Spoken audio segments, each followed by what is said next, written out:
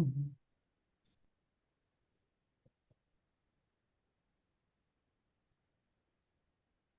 Okay, good morning, everybody. Good morning in Europe, and good afternoon if you're joining this webinar from Asia. I would like to welcome you on behalf of Clingendael and CICP. This is an event on EU-ASEAN cooperation on climate adaptation, and we called it Turning the Tide in Troubled Waters, because of course we see that climate change is causing havoc across the world, but notably also in ASEAN and in the EU, extreme weather events strike more often.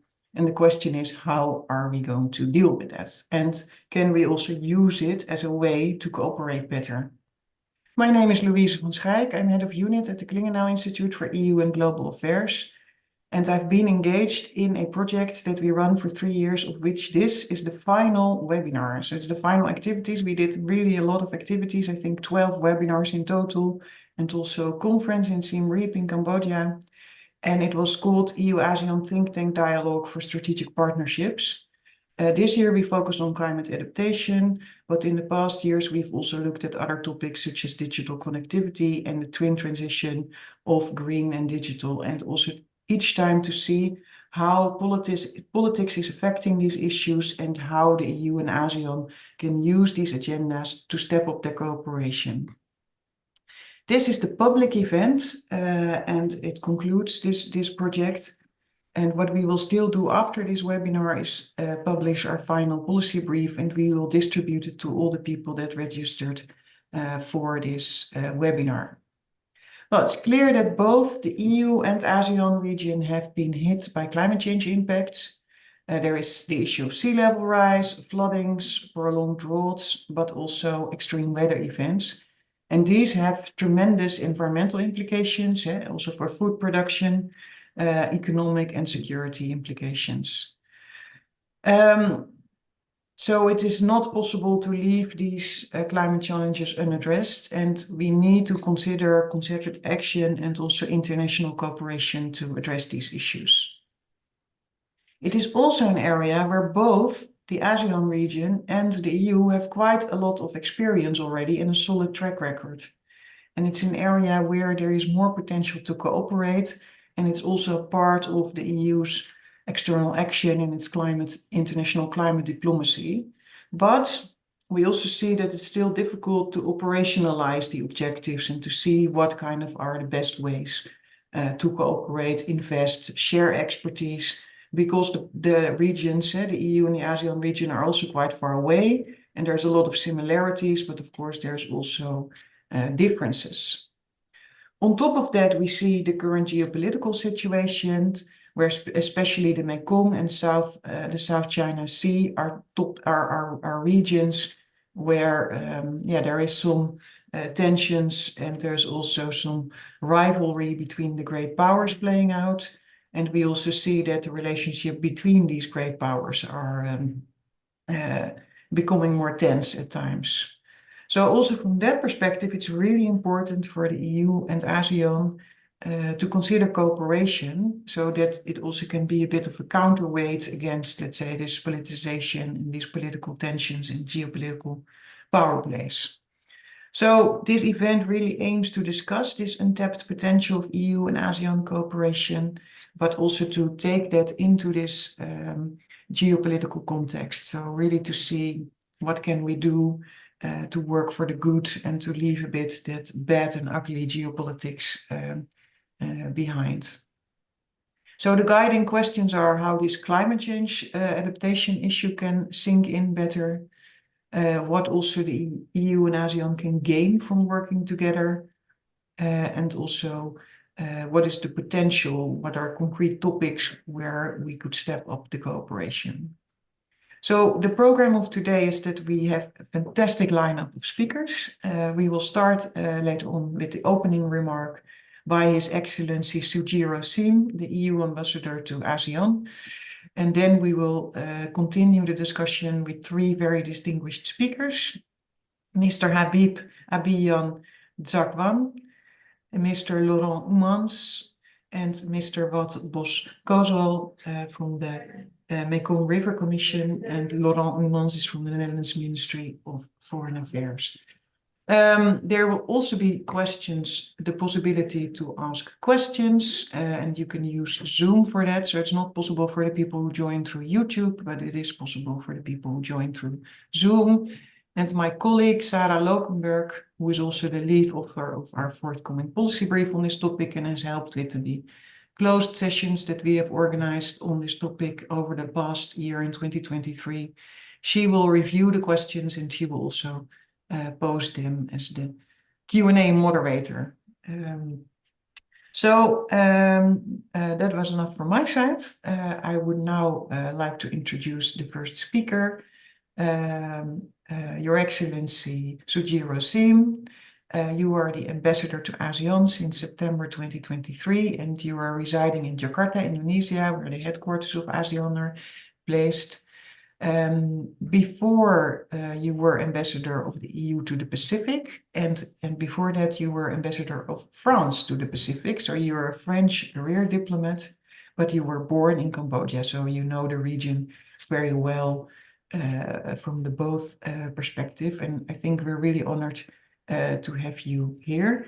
And we look forward what you have to bring on this topic of EU-ASEAN cooperation on climate adaptation. Please, the floor is yours.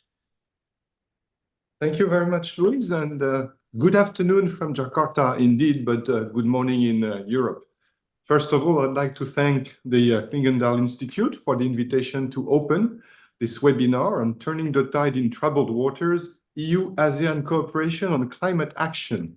This is a very complex topic, and when I used to teach, my students always ask me, I don't know where to start and I don't know where to finish.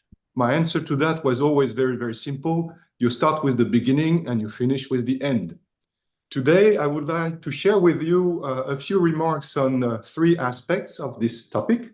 First, a reminder of the framework for the EU-ASEAN cooperation on climate. Second, on the implementation of the EU-ASEAN cooperation on climate. And I will finish with a few challenges of this cooperation between the EU and ASEAN on climate. The framework is quite recent and it's very clear. It is the combination of a joint leader statement, which was adopted at the 45th anniversary commemorative summit between the EU and ASEAN in December 2022, and the plan of action for 2023-2027, which was endorsed by leaders at the same occasion. I had a look again at those two documents. I should know them by heart by now because those are my Bible. But looking at the joint leader statement, the word climate appears 22 times. So it's quite a high priority in our cooperation. And yes, I will run you through these 22 appearances of climate in the joint leader statement. It appears for the first time in the preambular paragraph number 9 to recognize that global challenges such as climate change require joint efforts.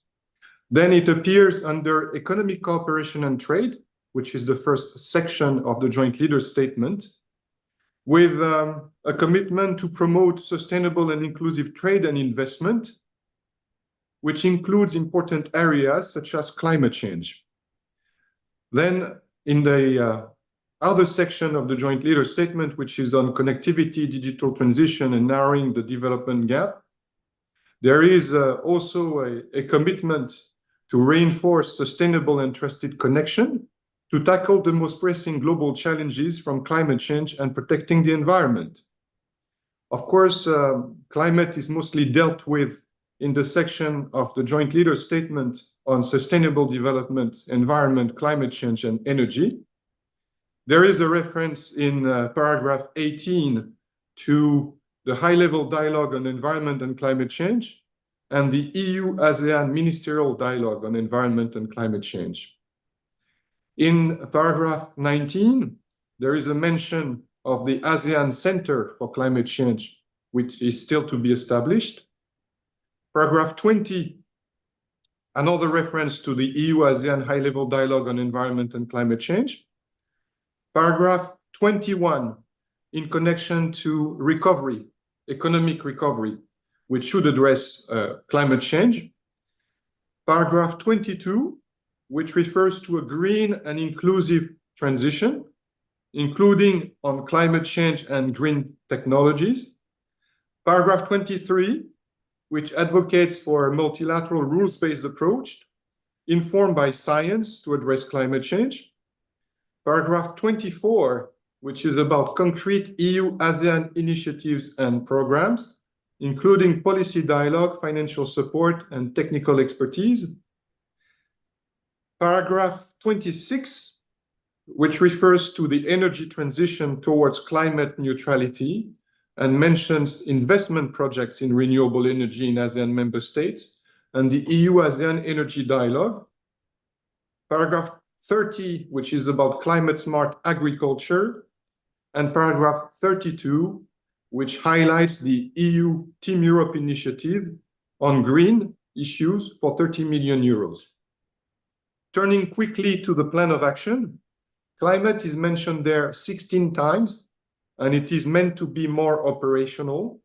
So climate appears in section 2.6c with a joint endeavor on climate resilient aquaculture and fisheries. And then it is addressed under section 3.5 on addressing regional and global environmental challenges and promoting sustainable development, with again a reference to the high-level EU-ASEAN dialogue on environment and climate change, a reference to the ASEAN program on sustainable management of peatland ecosystems, a commitment to support cooperation to address climate change in various sectors, a reference to the resilience of oceans and coastal communities to climate change, and a commitment to enhance cooperation on building resilience and mitigating the impact of climate change on marine and coastal environment, and finally, support to capacity building in tackling growing challenges associated with climate change. That might be a long list of political commitments, but let me come to the implementation of this EU-ASEAN cooperation on climate. Actually, if you look at the 22 mentions of climate in the joint leader statement and the 16 mentions in the plan of action, it boils down to 3 categories of issues where we cooperate between the European Union and ASEAN. The first one is language and dialogue.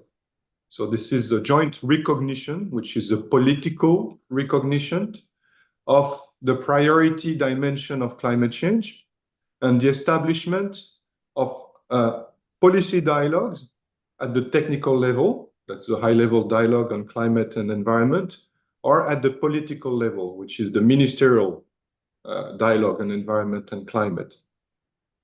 The second category for cooperation, beyond language, which is pure words, or policy exchanges, which are dialogues on exchange of best practices and experience, is capacity building and technical cooperation.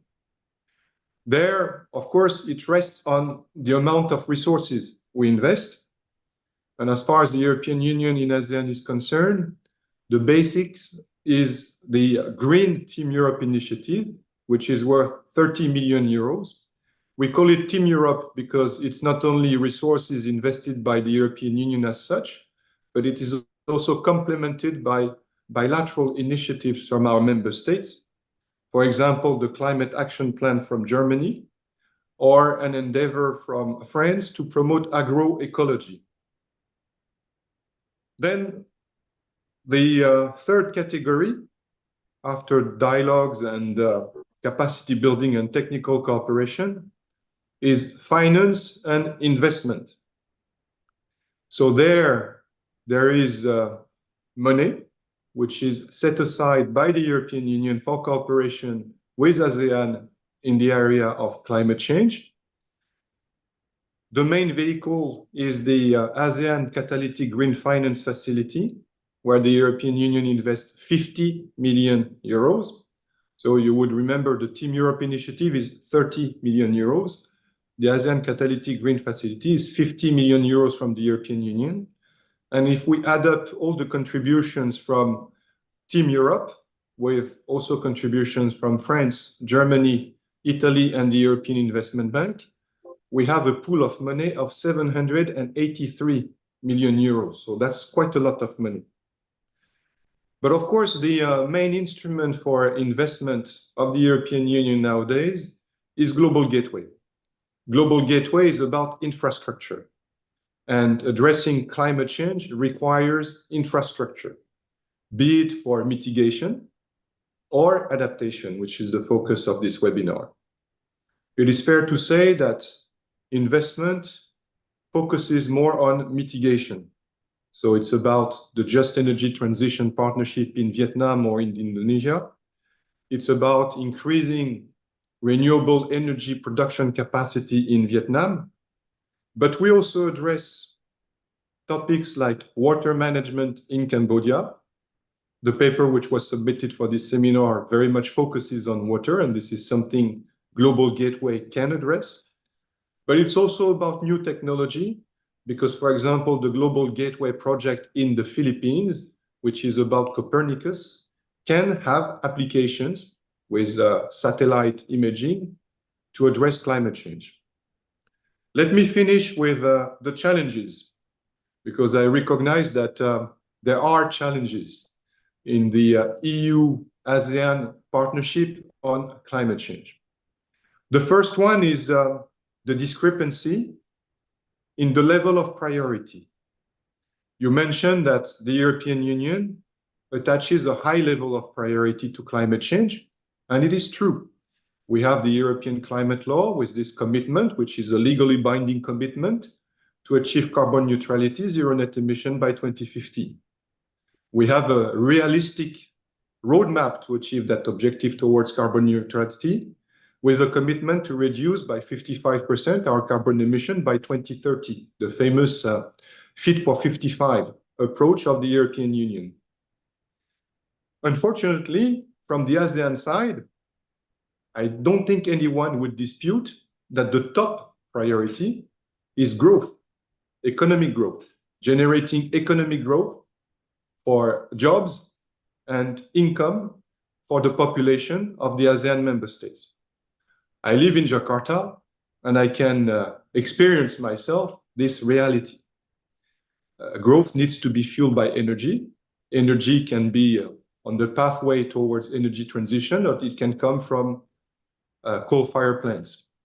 Most of this energy transition is still a project. So we're on a pathway, but we have to recognize that ASEAN member states are not willing to sacrifice growth for climate. The second difficulty we have is that the very aggressive, I would say, approach from the European Union on the implementation of its Green Deal to address climate change creates issues which become irritants in the relationship we have with some ASEAN member states. So palm oil is a climate issue. Deforestation is a climate issue. The carbon border adjustment mechanism is a climate issue.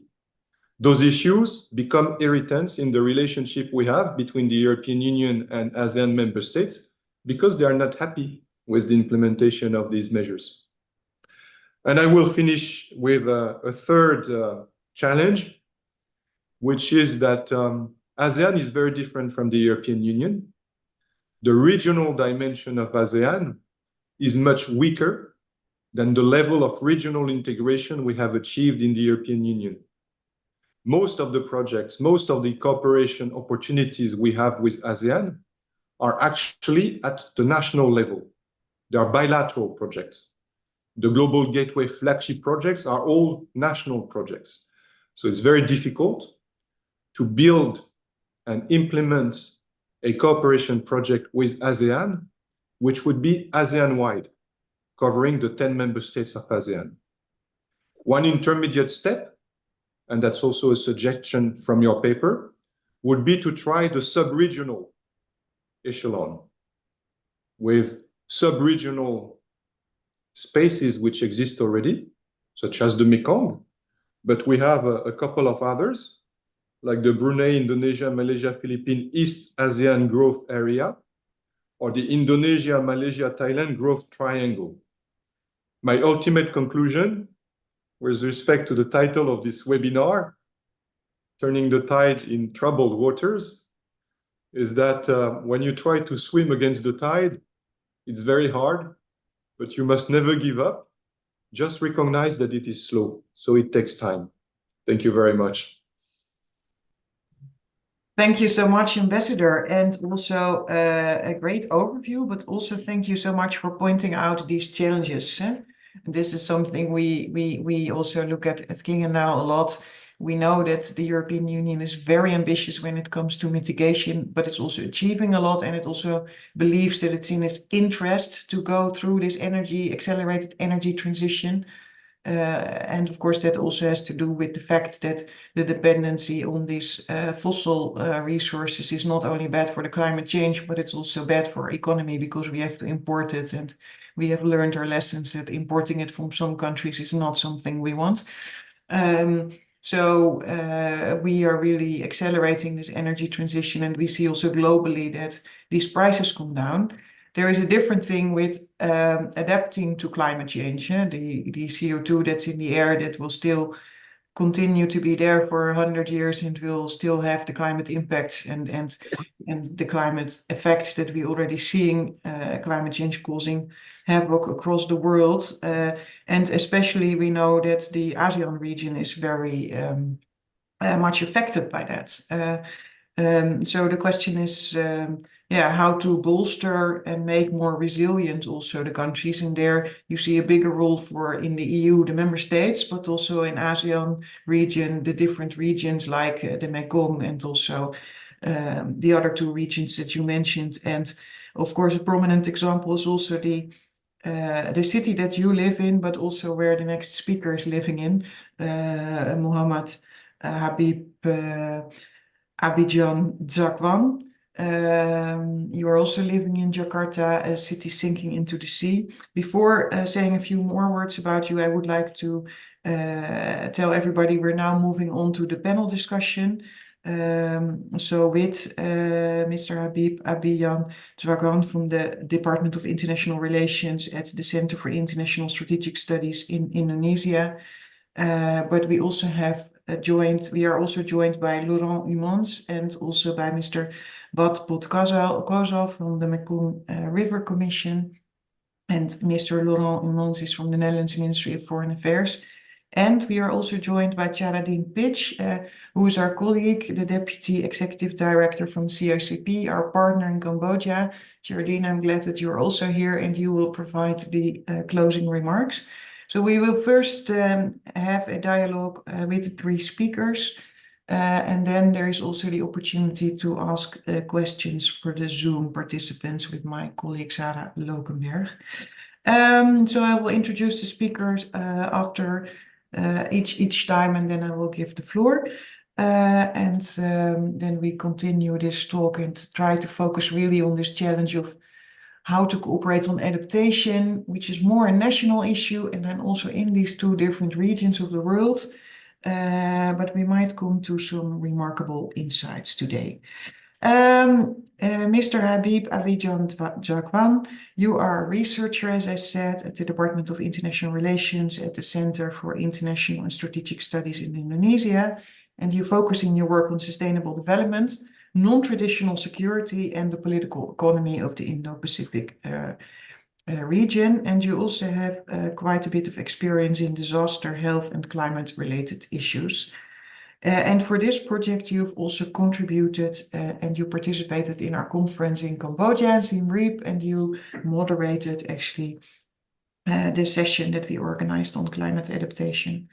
So you are based in Jakarta, and we wanted to ask if you could just quickly update us on the state of play of the sinking capital of Indonesia and also the plans of building a new capital. But especially on, let's say, what do you consider these geopolitical risks related to climate change, and how could you see the EU and ASEAN community could care about this and respond to it? The floor is yours, please. Thank you, Louise, Charadine, Ambassador Sujiro, Sim, Fellow distinguished panelists, many thanks for this invitation. It is my pleasure to be with you today. So let me answer briefly about the sinking capital of Jakarta. So, the cause of sinking capital of Jakarta actually is not about climate change. Unfortunately, I have to say that the root cause is about the groundwater extraction, a very excessive, in Indonesia, at least like I think like between 10 to 20 centimeter, the land degradation because of this groundwater extraction coupled by the sea level rise. But most of the time we see the main root cause is actually about the excessive groundwater extraction. So that's about the sinking capital. But now let's move to the climate and geopolitics. I think I agree mostly about what the ambassador said before about the differences between ASEAN and EU. But I think like the complexity of climate adaptation cooperation, I think goes beyond that somehow because like climate adaptation can be too wide. Anything can be put under like climate adaptation, ranging from like disaster management, water, health, among others. Sea level rise, it depends on like the short-term or the long-term impact. And in even about like the regions themselves about ASEAN and EU. We know for sure that there is the issue about ASEAN unity, mainland ASEAN countries and also like the maritime ASEAN countries. When you discuss about climate adaptation between the two sub-regions, I think they will come up with different answers, right? What are the priorities? Like, for example, in terms of climate adaptation, for like mainland ASEAN countries, likely will answer about, water management and among other agriculture to some extent. But I don't think like you will get the same answer like when you ask the same question to maritime ASEAN countries like Indonesia, Malaysia, the Philippines, and Singapore. They will also think about, for example, the health and also like coastal regions, how the communities will adapt to climate consequences and so on and so forth. And I think this is the real challenge, when you talk about ASEAN and also like EU cooperation, because there is this element of ASEAN unity as an issue. And then the second one is, I think it is very, we are very grateful for all, long-standing EU-ASEAN cooperations on climate adaptation and also like climate mitigation. We also have to recognize that, so many initiatives at the moment, I think, are not really somehow practical due to like the long process, the paperwork, there's so many requirements. Let me share about like the JETP, like the Just Energy Transition Partnership, in which Indonesia is a party or a beneficiary. One example, I think at the moment, up to now, like Indonesia hasn't received any funding, like from the JETP process. Because of the policy dialogues we have been done before, and also like the time and the requirement, the selection of the project, and so on and so forth. So I think like this is also an issue that we can improve like somehow in the future about ASEAN EU cooperation, how to get things practical as soon as possible. When you compare it with like China and also like Japan and also like to some extent South Korea, I think like when they cooperate, somehow like they can get things done on the ground like immediately because probably like there is already an agreement between like the two entities. But with EU, I think like we have to engage more, we have to interact more in the future, and also like add more layers and also probably like more understanding towards the differences and also like difficulties between two parties.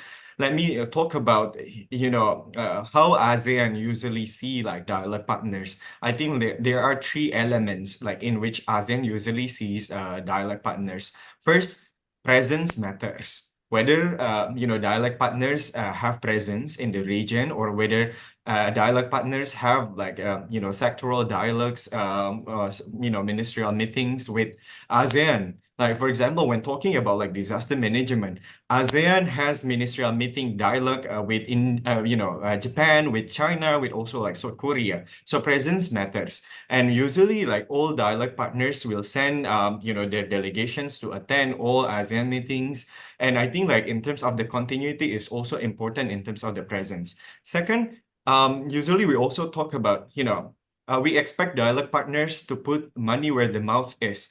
So when they say that, ASEAN matters.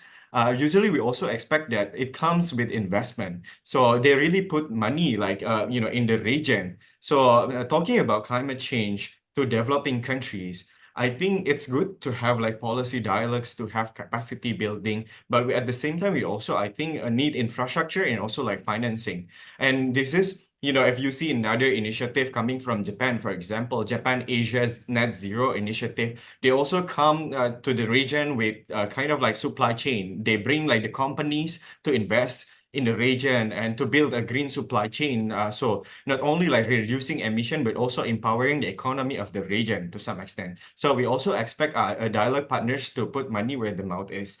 The third element is about sometimes like the East Asian dialogue partners do not position themselves in a higher moral ground. So yeah, probably like some countries, some dialogue partners are more advanced in terms of, a climate commitment or other commitment, but they do not lecture somehow. And this is, I think, like the way, even like in the dialogue, sitting on the same table, but sometimes like ASEAN countries do not feel like sitting on at the same, kind of like treatment. We are on the same stage and so on and so forth. Yes, ASEAN countries at the moment like do not really prioritize like climate, but it's not because we do not want it to prioritize climate, but we think that climate and economy cannot be separated. I think like, climate and economy as such, when we talk about climate change, we also need to talk about, economy parts of it, like investment, trade, and so on and so forth.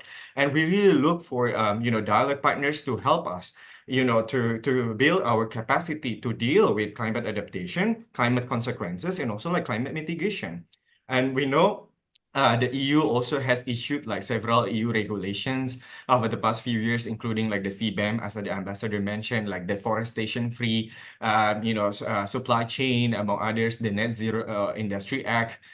So I think, when offering like this initiatives like climate adaptation cooperation, I think it's also good to link the initiative with the existing or the emerging EU regulations. So ASEAN can also fit in to the idea or to the requirements that EU already set. So I also mentioned about this issue like to our colleague. We visited French actually. I mean like CSI's Indonesia, delegation of CSI's Indonesia visited French several months ago. I also mentioned about these days all countries have to face and have to choose between one of these two options, whether decarbonization or diversification. European countries or the EU can see like Southeast Asia as a partner, like to diversify from China. But I think also it has to come with investment. It has to come with a trade, some trade incentives to some extent. You cannot separate between like decarbonization and diversification these days. But it is also very important, like the EU, to see like Southeast Asia as a reliable partner beyond like China. And I think like by doing that, by enhancing like these kind of like interactions, we can solve the issue. I think I'm gonna stop there, Louise. Sorry. No, thank you so much. And I think this is really a lot of food for thought. And also you point out to some of the more contentious issues, just like the ambassador did, also the challenges. And what I took from you is really like, yeah, how to get the things as practical as soon as possible, but also presence matters. How to make sure that if you make commitments that they're also followed up and followed through. The bone of contention seems to apply more towards the mitigation approach of climate change, as both of you have pointed out.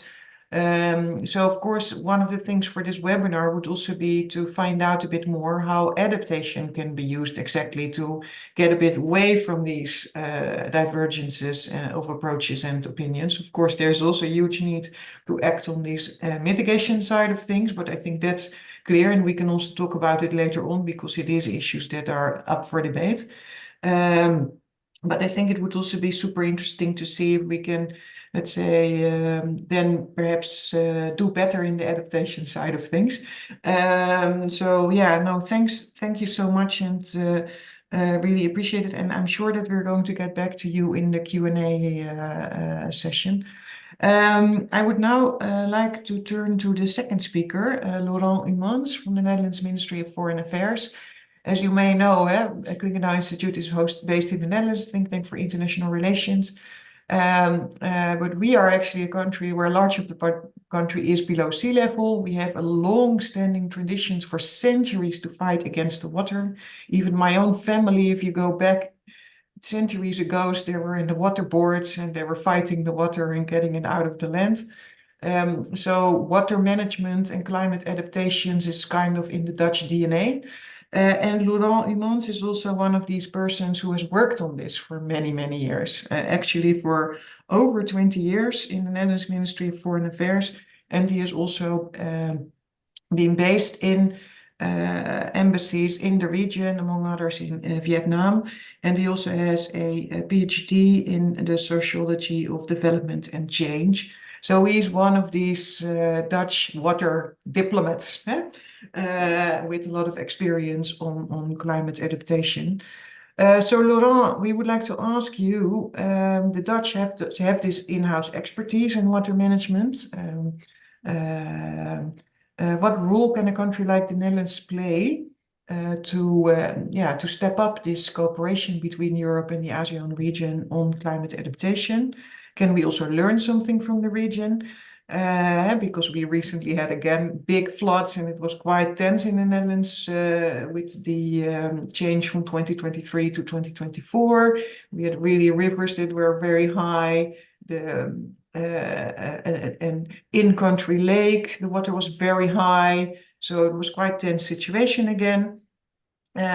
So what is the Netherlands already doing, and what lessons were learned and what can be improved? Laurent, please, the floor is yours. Yeah, thank you, Louise, for these questions. And like Ambassador Siam already indicated, due to the nature of ASEAN, there's a lot of bilateral cooperation, and I'm glad to touch upon the Dutch bilateral cooperation with the ASEAN countries. And I think also what you already mentioned, it's very good to not only look at mitigation but adaptation, since that is a particular more interest to most ASEAN countries, which are already feeling the impact of climate change. And I fully agree with Mr. Dazkwan that actually if we look at the relation with ASEAN, it's primarily about trade and investment.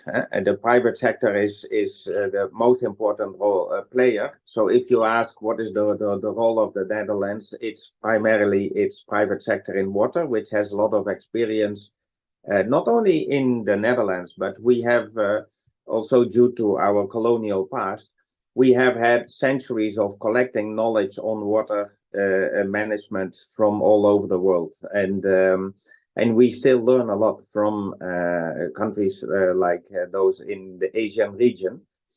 But when it comes to the private sector, the Asian region is quite a tough market for Dutch companies, especially building infrastructure.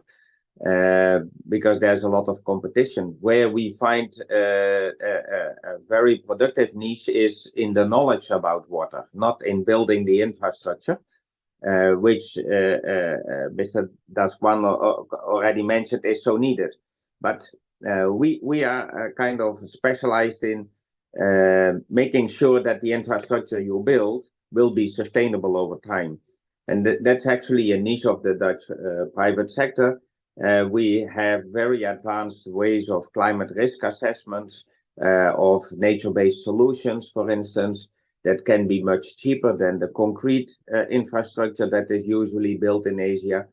We have digital technologies, artificial intelligence. So we have a lot of knowledge that can help make the infrastructure cheaper or make it more sustainable. One example is what I saw myself in Ho Chi Minh City is they were building sluices. And normally a sluice has a life expectancy of 60 years. But because they made some mistakes in the calculation, for instance, of sea level rise, it was expected that the sluice would only be functional for 20 years. And after that, the water would be so high that even closing the sluice would not stop the water. So the huge investment in sluices was actually for a very short period. If they had used a better digital modeling technologies, they would have come up with a different design of the sluice in the first place. So this is, I think, the added value of the Dutch water sector. But apart from the private sector, there is also a modest development cooperation in the water issue, and that is mostly through the Asian Development Bank that we are supporting. And we also have university collaborations, which are very productive. And of course, we also have diplomatic cooperation regarding issues of governance of the common goods, like the Mekong watershed or the South China Sea, and in Vietnam they call it the East Sea. So I think these contributions of the Netherlands are also valuable and maybe a bit less visible. Now, I think it's also mutual. We can learn a lot also from experiences in the region. My clearest example is that, for instance, we learned in Bangladesh, we learned how to manage the sediment in the polders much better. It seems the Netherlands is doing very good in water, but actually we are sometimes 8 meters below sea level, and it is still the question whether we can cope with 2 or 3 meters of sea level rise. So what in Bangladesh we are learning together with the Bangladeshis is to temporarily evacuate the polders to let in the sediment, so that the polders are the ground is growing with the sea level rise. And these issues are very important also in many places in ASEAN region where the land is going down due to groundwater extraction, as Dazkwan already said. And doing that in the context of sea level rise is, of course, adding on the magnitude of your problems. So we learn a lot from the regions, and we have always had this, like you explained, Louise, this effort to keep the water out. That was the same in the Mekong. The Mekong was also known for its inundations, but now we face a shortage of water, and our systems have to change because we cannot deal with the prolonged drought periods, and we have to learn from each other. Also, when we have to adapt the agriculture, for instance, to the increasing salinity that we face both in Europe and in ASEAN, we can learn from each other's experiences. I have worked myself a lot in the Mekong Delta with substituting rice, which is dependent on fresh water, with shrimp, which can cope with brackish water, which is actually increasing in the Delta. And these adaptations in the agricultural and the food systems are examples of cooperation where we can learn from each other, where we can exchange technologies such as saline-resistant seeds and so on. So I think we have had cooperation with the different countries and also different sub-regional ASEAN entities like the Mekong River Commission, and these have been very fruitful. What we can do better, I think, is that we can be maybe more flexible. We can have a cooperation that is more long-term, is accountable and predictable, especially when it comes to climate finance. We can improve access to finance, especially for the SIDS, the small island development states in the Pacific. We can improve the synergy between development cooperation, all the millions that Ambassador Siam was explaining, and the trade agenda that was indeed raised by Dazkwan as an important one. We are exploring these synergies, but they can be improved a lot, I think. And we can, of course, improve the combination of public and private finance, because public finance will never be enough to adapt to the climate change. I think also we can improve our own analysis of the context of the gender relations and the climate risks in the areas where we are cooperating with ASEAN, so that we can have a locally led approach to development and to the cooperation. Those are some of my reflections on what we can do as the Netherlands, what we learned, and what we can improve on. Thank you so much, Laurent. And I think it's really, really interesting to see also how, let's say, these adaptation projects give the Netherlands a presence. But you've been not very outspoken about also the other European countries. We talked about the water issues in the Netherlands, but equally the Germany, Belgium, Luxembourg, the north of France were hit. And we know in the south of Europe, there's huge issues with the drought in the summer and threatening the agricultural production. But also we have seen terrible floods in Central Europe in the past years, and also in the north of Italy, where rivers really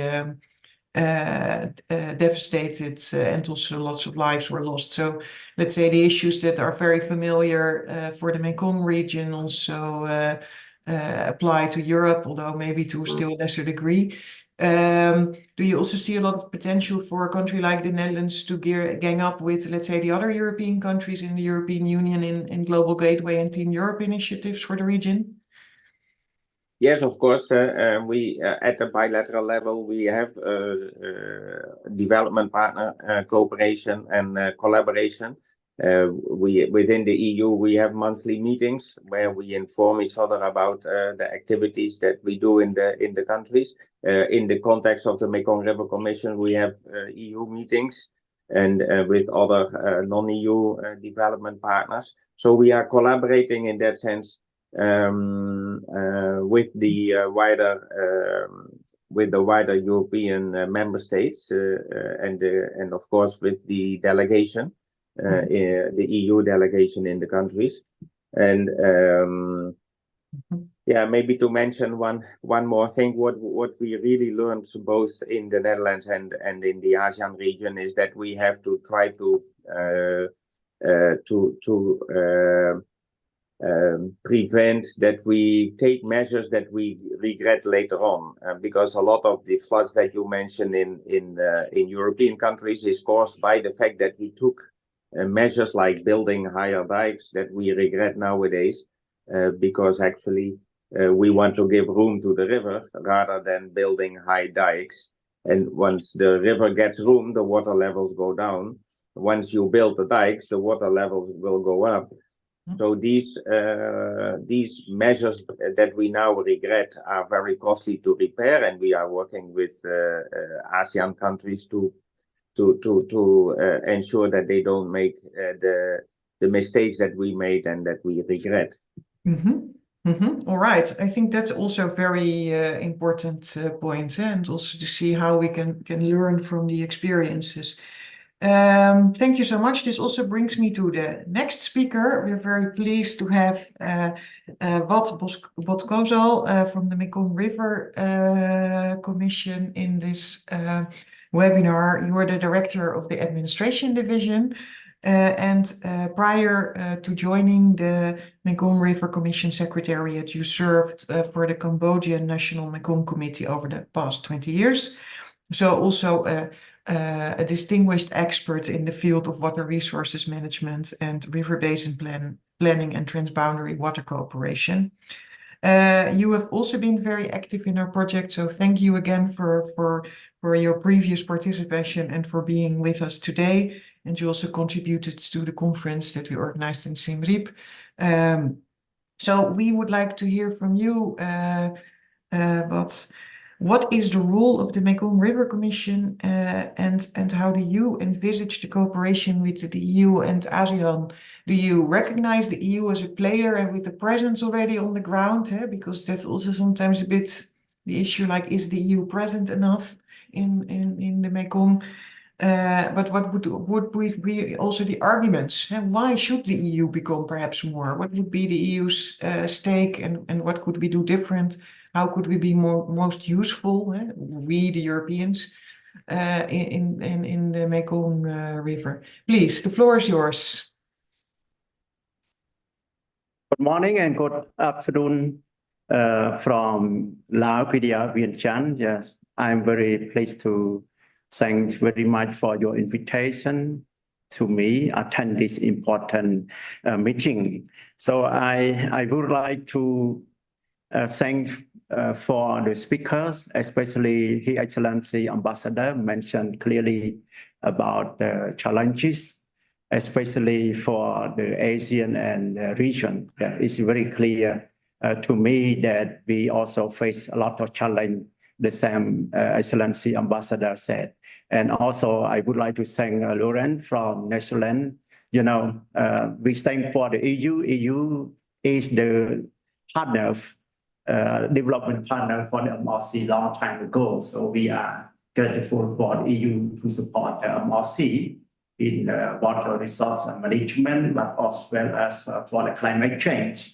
So we have the project of the EU support. So we develop very concrete fundamental outcomes. We call the Mekong strategic action, Mekong, what is it? Masad. Mekong strategy and action plan. Yeah, Mekong climate strategy and action plan, and also climate initiatives. So I would like to use this opportunity to have at least 3 points what you questioned me to provide. The first about the MRC roles, some achievement from the work of the MRC, especially the EU support to the MRC. And number 2, about what we can see long-term collaboration with ASEAN and EU. So we know, you know that MRC is the intergovernmental organization based on 1995 agreement signed by member countries, Cambodia, Laos, Thai, and Vietnam. So we have a very good experience in terms of the climate change adaptation. So we recognize that climate change challenge affect to the water resources, like you can see the flood and droughts. So the speaker mentioned example, the Mekong River system we have in Laos, from Thailand, from China, Myanmar, you know, like the highland, and then come to the lower basin, we have the Tonle Sap Lake in Cambodia and Mekong Delta in Vietnam. So very challenging for the climate change. So MRC, we serve our service as the knowledge hub and platform for water diplomacy. And the climate change has significant impact through the lower Mekong basin, while virtual part of the South Asia, as the speaker mentioned already, not only Mekong country, but everywhere in the world. And the climate change affect to us not only rising the temperature, but shifting the Asia ecosystem and economic pattern as affect to the water from the drought or from the flood. So affect to agriculture, fishery, and ecosystem. And we know that the climate change related disaster very crucial for us with regard to flood and droughts, as we can see that people, community vulnerable, especially during the dry season, that too much drought. Like you mentioned, that the water securities, especially in the Mekong Delta, as well as in Cambodia. And climate change important, especially for Paris Agreement. We have to implement how we can mitigate this impact. So I would like to pay attention about the climate change is global issue require international collaboration. So, you know, MRC played a role as the regional cooperation We collaborate not only member country, but also with China and Myanmar, upstream countries. And our collaboration, we highlight not only internal MRC, but also with the transboundary, especially Mekong transboundaries work. So based on the climate resilience and also the hydropower development. So it's concerned with the climate change. And MRC is experienced with integrated water resource management and also integrated river basin management. So we have more than 25 years long experience in 1995 Mekong Agreement.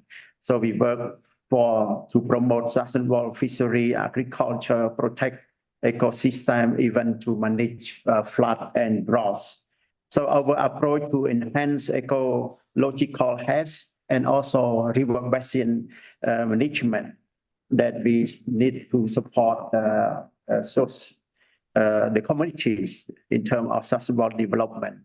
So MRC, we have agreed by all government the basin development strategy that guide us clearly about how we develop, manage water resource and also to respond for the climate change. The experience from EU support since 2050s. So as I said, that the European support, financial support to create more knowledge, understanding about climate change, and we develop the Mekong adaptation strategy and action plan, and also develop the climate change initiatives. So we need to implement, think about how we continue implementation, what the result from the project. About the future, strengthening with the EU and ASEAN. You know, MRC, we work with the strategic partnership. So ASEAN, also our partnership just signed agreement with the MRC. But EU is very strong our strategic partnership. So how about we can collaborate with the EU and ASEAN? Yeah.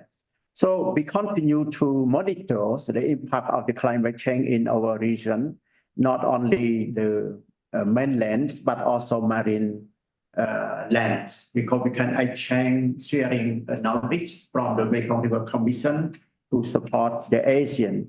And we have very good experience from EU already through our projects a long time ago, but we need to think about what is the strong collaboration, like internationally, even to promote innovation, new technology to support the MRC, especially for sustainable hydropower development and also transboundary water resource management.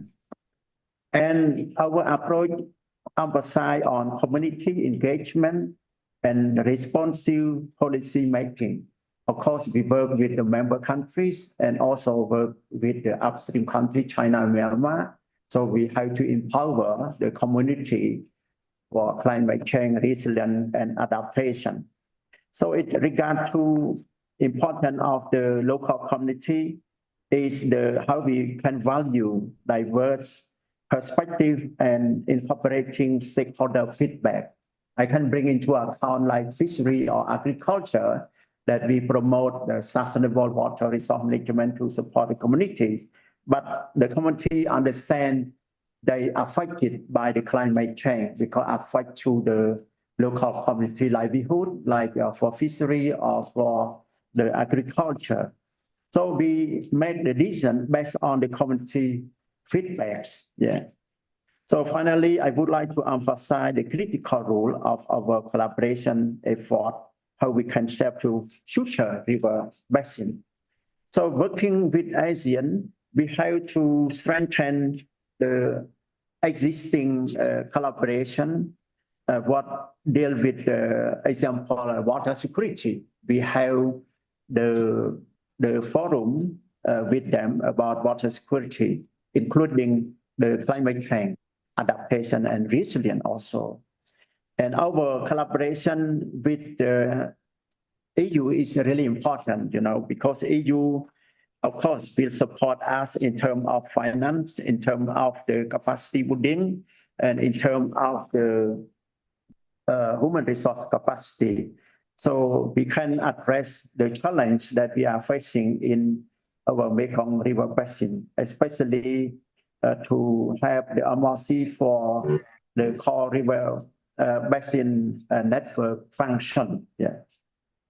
And I think this is what I would like to promote or to propose the new initiatives to support the MRC and even ASEAN in terms of continuing to implement the Mekong adaptation strategy and action plan, as well as to implement the Mekong climate change initiatives that already done last 2 years, maybe last more than 5 years.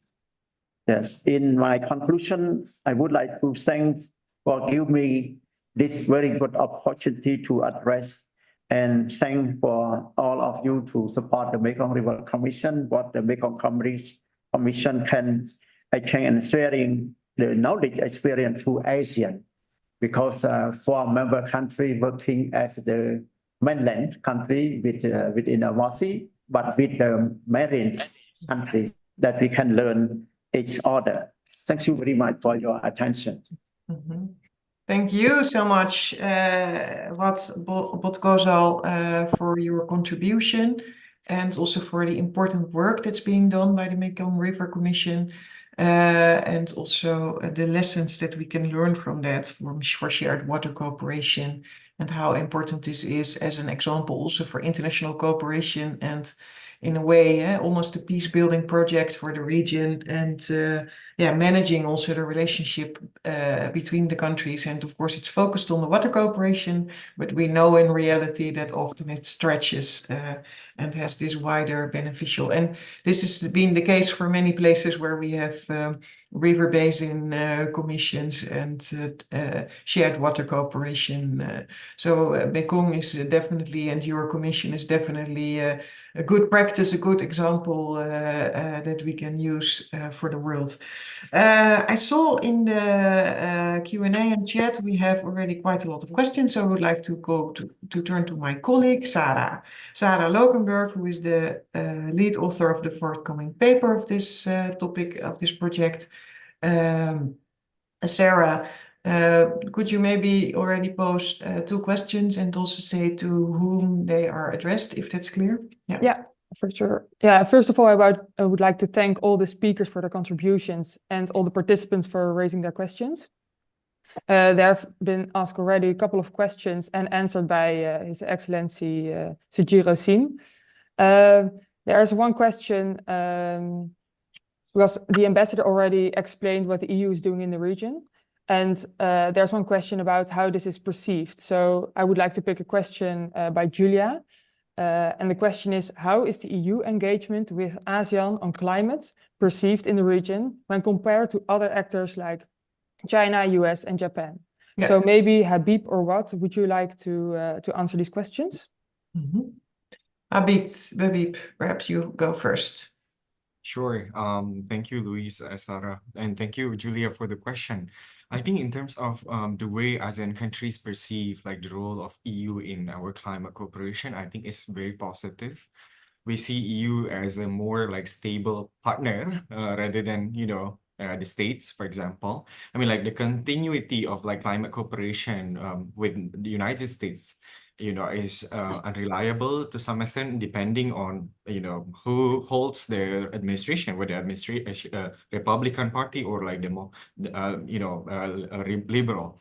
So I think like in terms of EU, but compared to like the East Asian partners, I think like, we expect more like from the EU.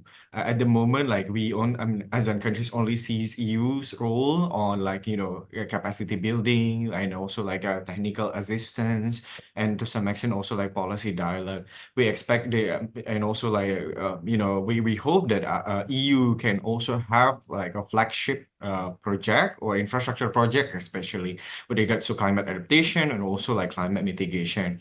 I remember, I think like you may want to explore this kind of mechanism. In Indonesia, for example, we do have like this debt swap.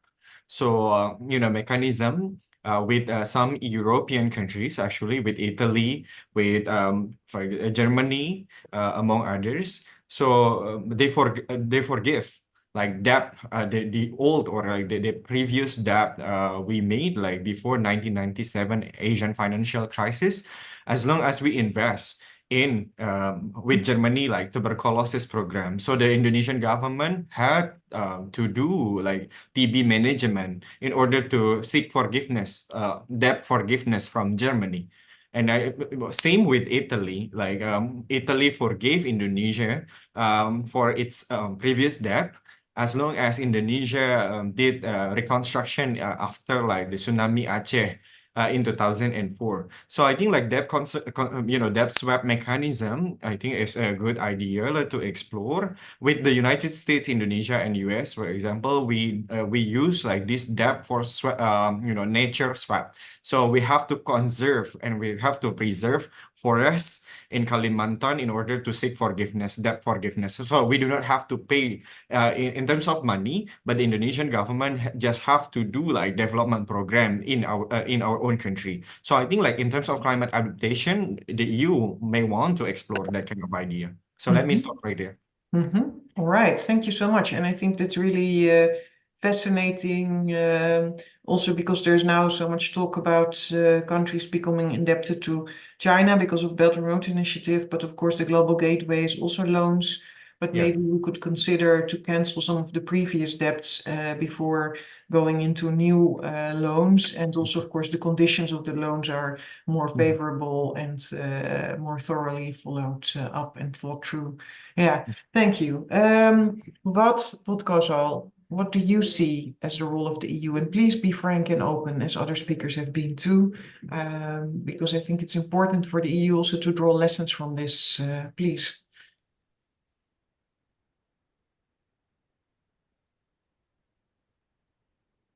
May I read again? May I read about the question to me? Yeah, so the question is really, how do you see the role of the EU in the region also compared to other big powers in the region? So what could specifically be a distinct feature of EU action, or what would be the issues where you would seek EU cooperation? And also, like Habib, what do you consider valuable points in cooperating with the EU on climate? So Habib pointed out that it's perhaps more reliable than the US because the climate priorities of the US depend on the political party of the administration. Thank you very much for the question to me. Yes, I would like to say that the EU have been working with the Mekong River Commission for the financial support, but also technical support, technical assistance. So we learn from the EU. As I said, that the EU projects that we already implemented have very successful outcomes, especially develop the Mekong adaptation strategy and action plan, and also climate initiatives. So we have to continue to implement these two strategy and adaptation with the member countries. And EU can provide us more, what I said that about innovation and technologies, because EU knowledge technology very modernized to support the water resource management, like we learned from the Danube River Basin, how to strengthen the forecasting on the climate in terms of flood and in terms of drought in the region to support the fishery or agriculture, even ecosystem. And for the Indonesia, for the Mekong Delta, especially like sea level rise. And this technology, like we are developing the apps, the Mekong app that we can show on the tablet or on the phone, look on the real-time data the water level, even the flood, even the drought issue we can do. And, even with US also support us, like we can learn from Mississippi River Commission that exchange visit with MRC. So the same EU, they have a very good capacity, can have the MRC. And with China also, we have very good cooperation on China to study, technical study on the hydrologies, including flood and drought. So we can exchange view on how to share the data on the river basin in terms of flood and drought season the whole year. So I would say that for the climate change adaptation region, we should work with the whole region, not limit on EU, but also with China and with US. But I can emphasize on EU because EU, we have very good experience from the past. We work in the project, MRC project funded by EU. So we can continue to implement the MASAP, the Mekong adaptation strategy and action plan to support the member countries. And we can extend the experience to ASEAN, the countries, because climate change adaptation and resilience very important. We can apply to everywhere in our region, and also to apply the innovation technologies, important. Like I said, that MRC apps, MRC apps. Thank you.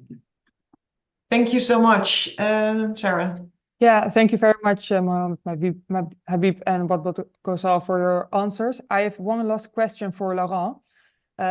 It's posed by Lan Ha, and the question is as follows. What can we do at academia and grassroots levels to strengthen cooperation mechanisms between the EU or the Netherlands and ASEAN member states in the area of new and green cooperation, such as the JETP, Just Energy Transition Partnerships, and the Green Deal? Also considering other existing mechanisms such as the Mekong Agreement and the Belt and Road Initiative.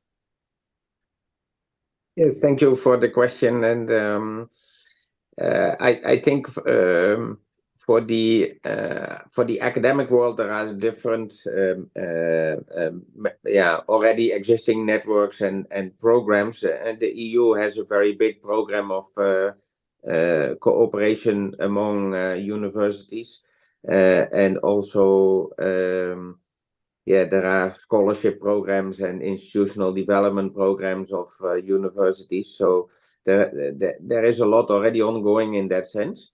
And it did trigger several of the important policy discussions. For instance,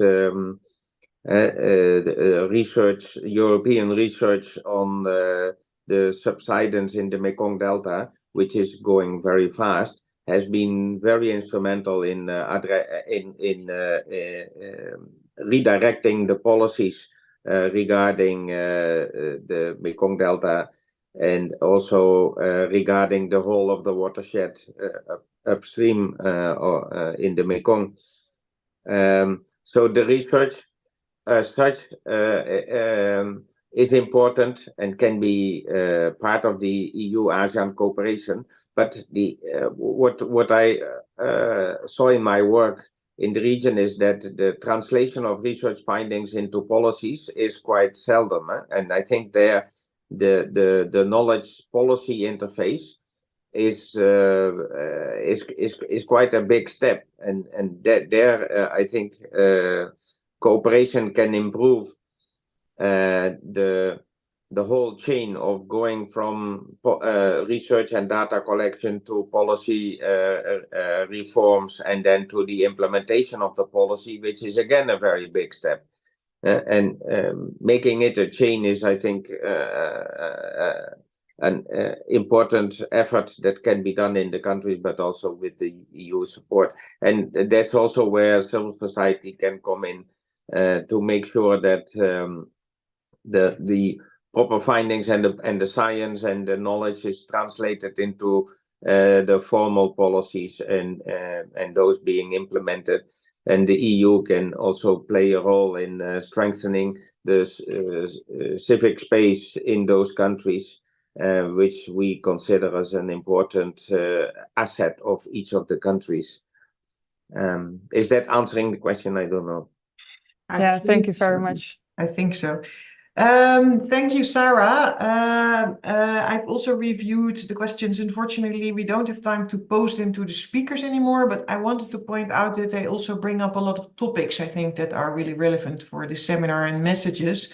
For instance, what about the sustainability of projects if they're not hard infrastructure or gray projects, you know, especially these more environmentally and social projects tend to be less sustainable and money is running out quickly. Often it's pilot projects. So how can we make sure that these are more sustainable impact projects?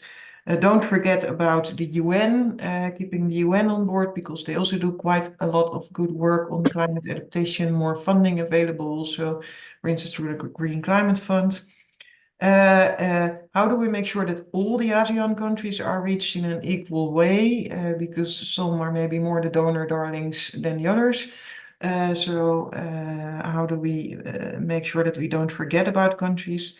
Then there was also an interesting question. We don't have only elections in the US, but also in the EU in June 2024. And there's also risk in the European Union for a more right-wing surge that also could undermine, let's say, the international cooperation efforts of the EU. So how can we make sure that it's really also considered an interest for the EU to keep engagements with the ASEAN region? I think we came to some of the answers, but more thinking is certainly needed on that front. So super interesting, and thank you for raising these issues through the questions to participants of this webinar. I would like to move on to my colleague Charadine Pich, and then I have some closing words, but maybe Charadine, if you find it okay, I wanted to change the order around. I would already like to thank on behalf of Clingendael all the participants. I would also like to ask that immediately after this webinar, we post a short survey with only 3 questions. If people are willing to stay on and answer these, that would be greatly appreciated, because we need that for our reporting for the EU, but also to learn lessons from this webinar and this project. And we would like to let you know that you can subscribe to the Clingendael newsletter to stay in touch on what we are working on. And also the policy brief that we are currently still drafting, but is nearly finalized, we will be shared with all the participants, but also through the Clingendael channels and the CICP channels.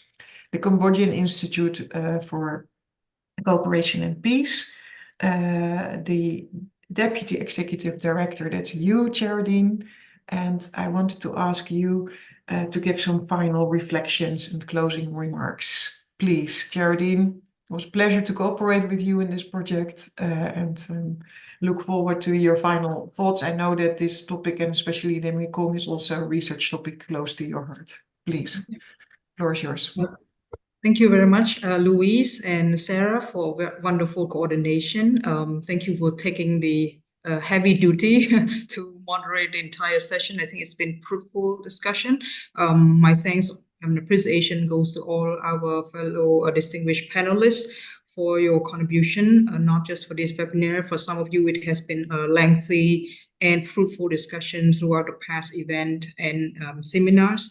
It has been 3 years of collaboration. I hope it's not the last with Clingendael Institutes on climate issues. Actually, it's not just at the heart of the EU, but also many of the community right now. Let's say CICP is also a close partner, work closely with the FED at the moment through the Asia Foundation.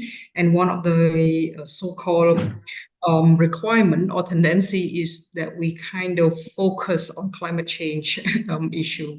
So this is that would implies that the climate change has been at the heart of many traditional partners and donors driven projects that toward ASEAN as well. Allow me to take perhaps 2 or 3 more minutes to kind of wrap up the entire discussion. I don't think I'm in no position to actually wrap up everything because it has been a lot of fruitful discussion. But I think perhaps 3 points that could be a key takeaway, so that would be also part of our policy brief that Louise mentioned as well. One would be on ASEAN and EU. Fortunately, Ambassador left, but I really think this is a very, very concrete point that he brought forward, especially coming from track 1, is that ASEAN and EU has a lot of cooperation on plates, not just on climate and water resilience, but on many cross-cutting issues. But one thing for sure is we have different priority with different expectation.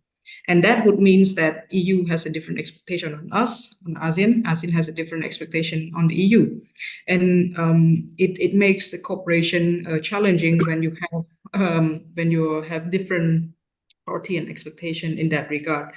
So the best way, not the best way, but perhaps the ideal way is like what he also mentioned, is to understand the different expectation out there and to align with the expectation set. We could compromise, but we could perhaps find out way to minimize the gaps of differences or in that sense. And that would also link to my second point, that what Habib mentioned on the decarbonization versus adaptation or mitigation for some. Now, I think country do not have to choose. I would challenge Habib on this case, because in fact, it appears to be one concept, but looking from different angle. So for the EU, perhaps it's a decarbonization, but for us ASEAN, when we're trying to catch the development train, which we call it adaptation. So we actually, I'm also wanted to challenge Ambassador that of course we don't have to choose, and it's not like ASEAN are not willing to sacrifice the growth for climate. This is, I quote what he mentioned, but in fact, we linking to the Paris COP, that is, we have the same, but what is it called? The same with different responsibility. So it's like we all stick to the 2% climate change resilient, but we all would coming with different responsibility or different way to adapt to that change. So that would also lead to my third point on the future prospect. We might not have to choose between mitigation, but in fact, we could actually leverage climate financing from the EU and utilizing the technology know-how, the innovation investment or innovation aspect, or what you call it, Mr. Laurent, on innovation infrastructure, perhaps. So these are some of the skills that actually ASEAN needs and the EU could provide for all of these things. So I hope the 3 points that I mentioned earlier is intertwined, and it could also be useful for our policy brief. Last but not least, of course, I couldn't thank all of you enough, all of our participants, for all of your great questions. Unfortunately, we don't have time to go at all. I think it could go for another hour, but I find our discussion very fruitful. So, Louise, do you have any last word, or is it that's? No, I just really would like to thank you, Charadine. Interesting points that you make, also on the reflection on mitigation and adaptation, and it's highly appreciated. I would like to thank the speakers, Habib, Laurent, and Wat, for your contributions, and also the ambassador. He had to leave already, but I think it was really a pleasure to have everybody here and to have this final session. Grateful for your feedback on the questionnaire. 3 questions only to answer. And yeah, thank you also to Sarah, Julia, for organizing, the colleagues at Clingendael, and the great cooperation with you at CICP and your colleagues, Henri, and also Ambassador Pouso Tirak. So yeah, much appreciated. And yeah, we hope to stay in touch. Thank you so much, and have a good rest of the day. Thank you. Bye-bye. Thank you very much. Bye-bye.